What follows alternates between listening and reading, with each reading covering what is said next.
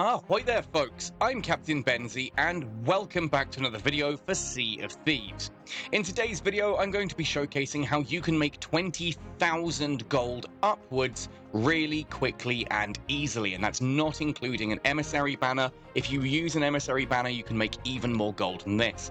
We're going to be doing skeleton camps. These are a brilliant piece of content, very quick, very easy to do, with an absolutely monstrous payout. Now, if you do enjoy this kind of video, let me know, hit like, drop a comment, subscribe if you haven't already, and do consider supporting the channel via YouTube memberships, Patreon, or even just by a quick donation into my PayPal tip jar. Anyway, let's talk about how these work. So I'm going to set up one that is very easy to do a quick repeat of. If we go into Tall Tales, Shores of Gold, and Cursed Rogue, and then we set this to Dive to Location, we can get a very, very quick and easy run on one of these skeleton camps straight away. There are other ones around the map though, so you shouldn't think this is the only one. There are some really cool differences between the different camps as well. Visually and how they operate. They're very similar in how they operate, but visually there's a lot of differences between them and some very, very pretty ones. But I'm going to showcase one now that you can just run repeatedly. Sail out to it, dive out to it by using this particular Tall Tale mission, and then sail back, sell your loot quickly, and then just off you go again. You can rinse and repeat over and over again for 20,000 gold each time. That said, if you want to use emissary banners, if you can get your emissary banner all the way to level 5, this will earn you 50,000 gold for doing it, which is absolutely insane. But you can't just keep diving to the same one. At that point, you will need to look for some of the other ones. So, the first one we're going to do is how I'm showcasing here, and I'll talk through how to identify the different ones of these locations as you go around the Sea of Thieves as well. So keep your eyes open for them, and hopefully you'll be able to spot more of them as you're out and about on other voyages. Then just kind of sail up, weigh anchor, and, well, yeah, drop anchor and off you go. Run the camp and do the thing. They're really cool, they're really easy.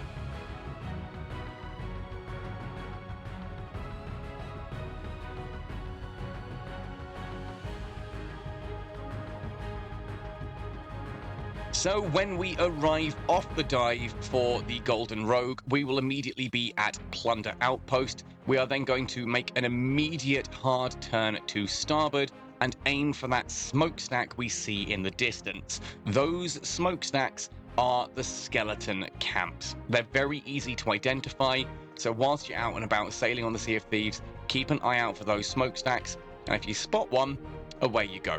Now, because I'm not actually doing this voyage, I am going to cancel that now, and then I can just dive back to this once I've sold my loot if I wish to. Now, unlike things like sea forts, there's no cannon approach to this or anything particularly risky. Just kind of keep an eye on the horizon, obviously for other players. I do like to also just quickly double check the map and see if there's any particularly big nasty galleons out and about, like if anyone's doing the Flameheart's Roar or whatever it's called.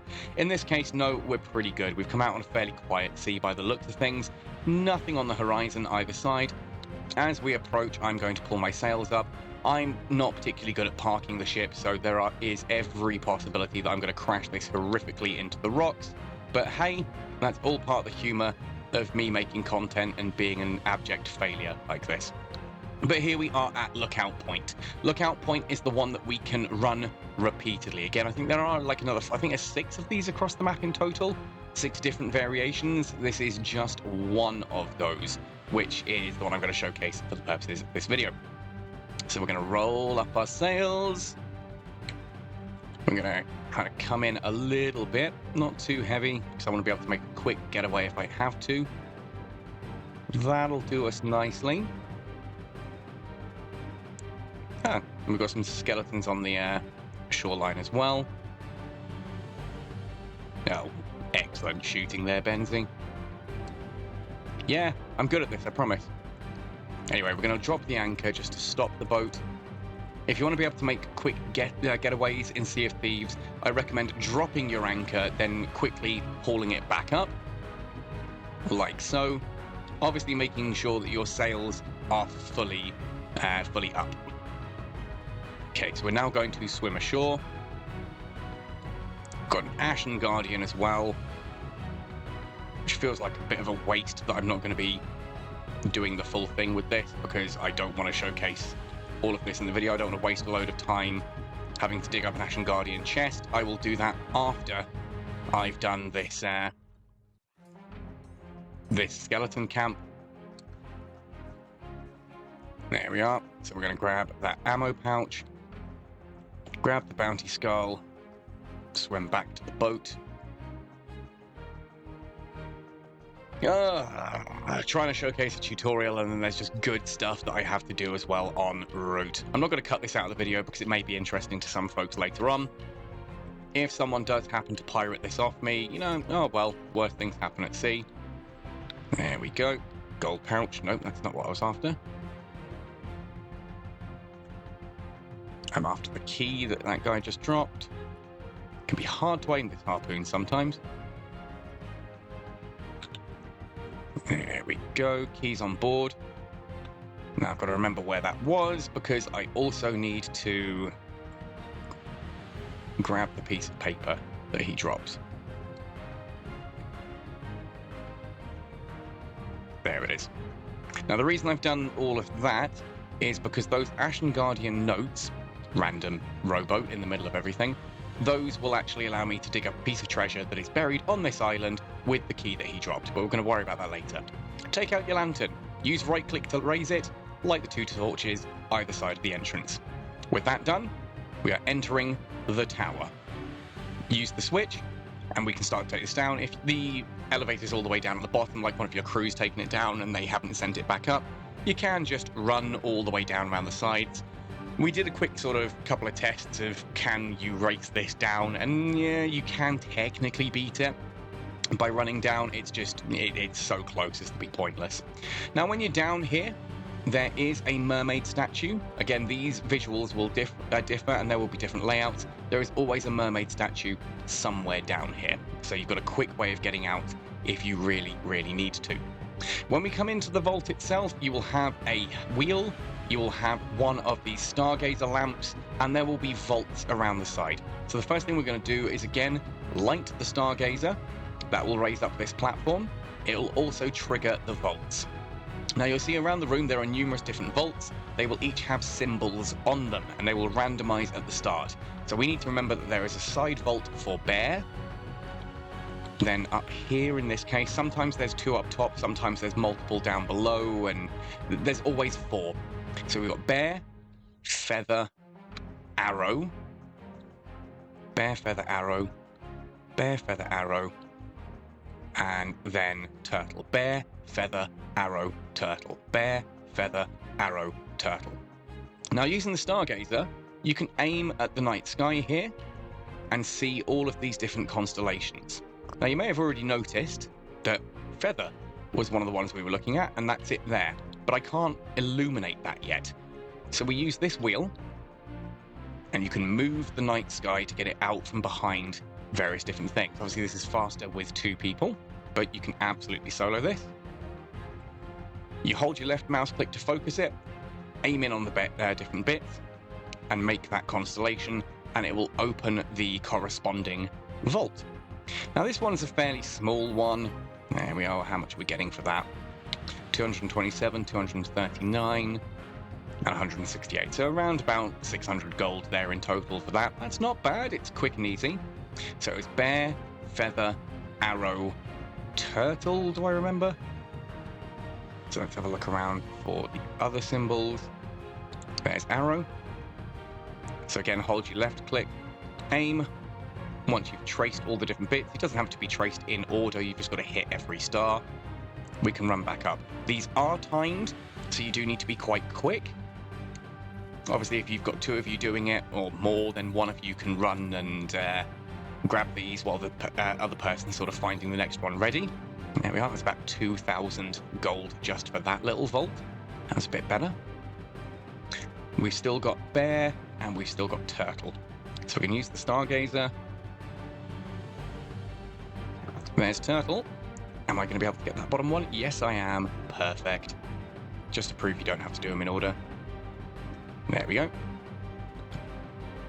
Run across to the turtle vault. Again, the different skeleton camps may have these vaults in different places. There are some where there are 3 downstairs and only 1 upstairs, so you might have multiples on one side and so on. Just do a quick scout around before you start unlocking things, and you're going to need to figure out where they are and figure out what symbols you need to open them anyway. So there's also journals down here that I believe there is a commendation for finding all of, so bear that in mind. And speaking of bearing things in mind, bear is the last one I need. So where's that? I'm guessing, yeah, that's it there, right behind that pillar. So we're going to turn the wheel to the right a little bit. So that's out from behind cover. Use the stargazer. Quick and easy. Now we can go and loot the bear vault, and I ran the wrong way for that. Oh, that's a nice juicy one.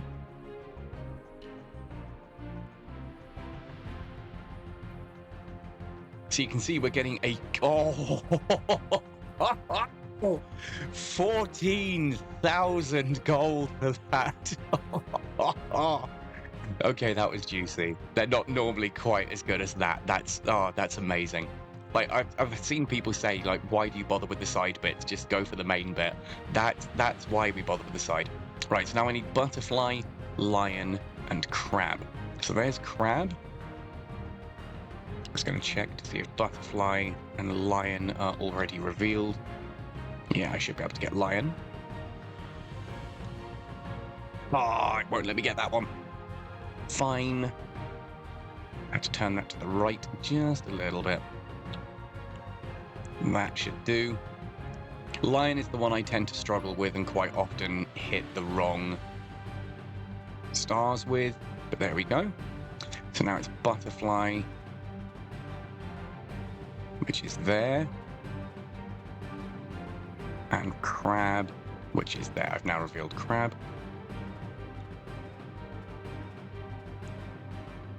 Oh, and that's what happens when you hit a wrong star. It just resets it and you have to tap them again. Oh no. Right, and butterfly was close to being revealed. Yeah, I just need to move that round to the right. Now, if you are doing this with friends, now is the time when you pause and make sure that everyone is ready. You'll have seen that there are ammo chests around. Oh, hello. I just had an alarm go off. I'll see if I can edit that out of the video. If not, you may have recognized Jonathan Young's Man the Cannons. Anyway, so have your friends ready, because you may have noticed that there are explosive barrels, ammo crates, all of that jazz around. Because yes, we're going to get a few waves of skellies to kill. Now this, I'm not particularly good at doing solo, because some of these skellies use explosive barrels, and I have an annoying habit, annoying for me, hilarious possibly for you all, of attacking a group of skeletons only to discover then that one of them was carrying the explosive barrel. Or swinging a sword, turning around, and there's the explosive one right behind me. So bear that in mind. These come in multiple waves. I think there's 4 or 5 waves. We'll count them as we do this. Gotta wait for them to spawn. Ah, they're taking a while to spawn, which means there's one around somewhere that I haven't killed.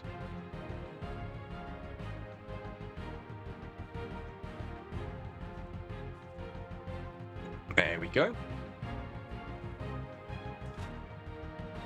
And there we go. Of course, straight away, get the explosive barrel. So off to the ferryman we go. Fun little tip while we're here, actually. Since we're doing a lot of things with lanterns, while you're on the ferryman, you can often right-click, press F, and you can take his flame, and it'll change the color of your lantern. Don't know why it's not letting me do that one. Might be because it's already the color I've got, but it is possible you can change to like green light or blue light. And when you die, you'll see it brings you right back here.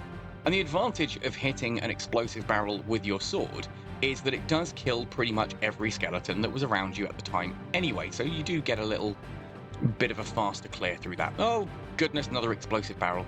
Of course it is.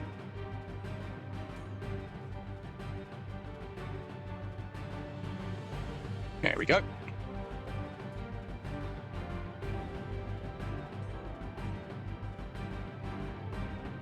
Kill these two. Now, theoretically, if you see one of the explosive barrels and you can shoot the skeleton without triggering the barrel, you can then take that barrel to the front by that sort of double door setup, or whatever you want to call it. The bit right at the front here that's under the iconography, because that will... I didn't bring food, I'm an idiot. Because that is where the boss will spawn, because yes, there is going to be a named skeleton spawn as well. Oh, there we are, we've got food. So again, there are plenty of barrels around as well where you can get more food or ammo, or heck, even sometimes like the skeleton summoning bombs and things.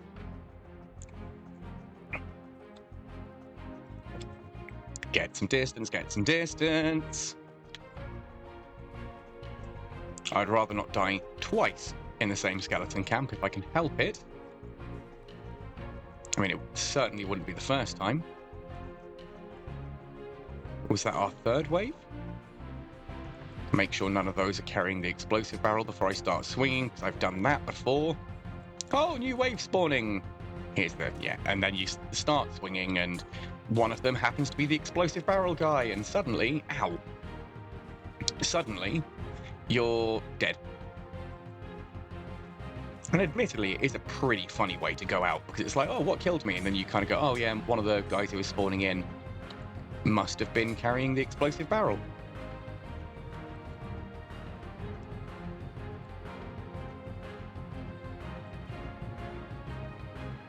And with this guy dead, he doesn't drop any loot, so don't worry about that.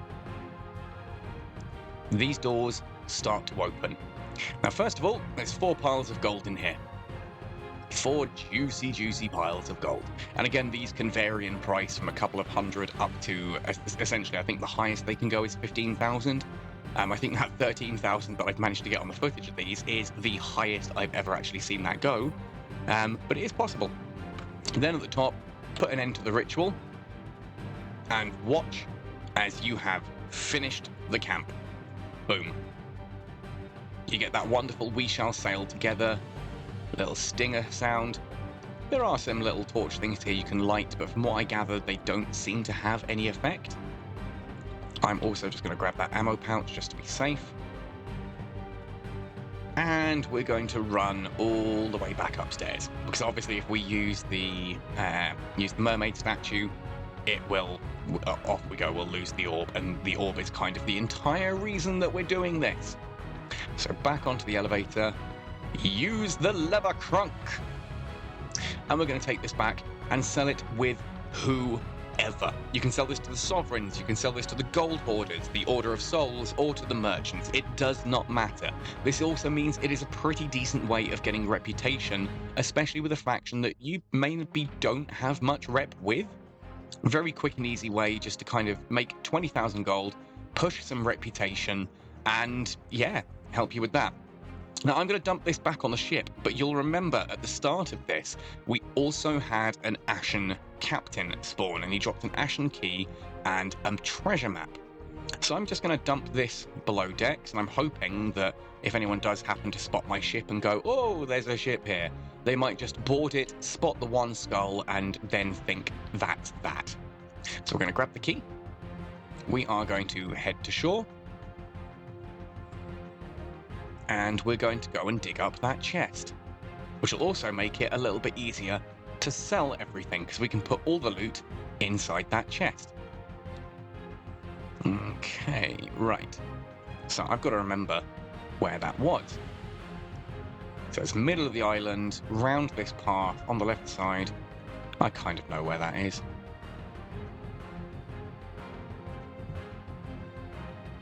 There we are. Drop the key, check the map. That should be, if I'm reading this right. First time. Look at that. I was saying this to one of my friends earlier.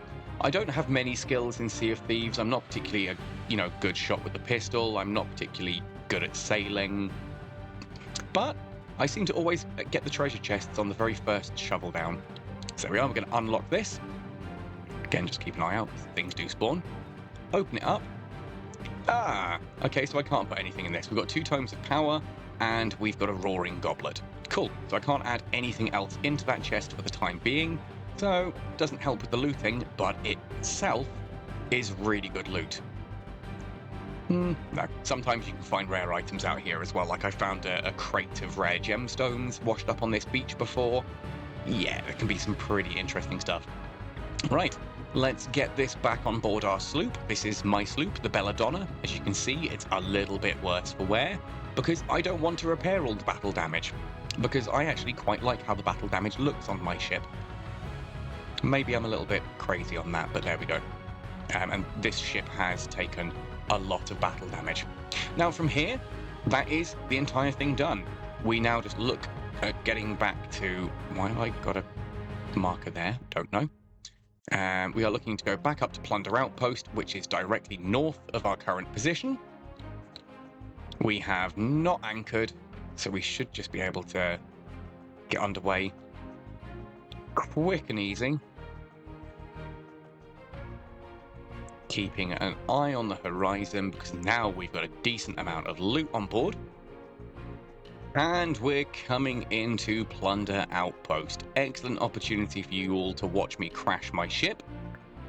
So we're going to come into port. I'm going to trim the sails up to half, approximately. I'm not actually going to aim for the jetty here. I'm aiming beyond the jetty to be closer to the beach where we actually drop stuff off. Again, you can just drop it straight at, say, the Sovereigns, or if you want to get Merchant Alliance Guild, obviously then the merchants are just there. Oh, I'm too busy talking. Oh, no. Oh, no. Hello, Plunder Outpost. Oops. Although it didn't actually sound like I took much damage there. Oh, too busy talking, not enough time. I didn't take any damage. That's astonishing. That's actively astonishing. Right, okay, so first things first. Oh no, that was damage. That was definitely damage I heard there. And again, we're going to raise the capstan just so I can make a quick getaway if I need to. Sails are rolled. Yeah, that was definite ship damage I heard there. But where? Oh, there we are, right at the back. No, not take a seat. Repair hull.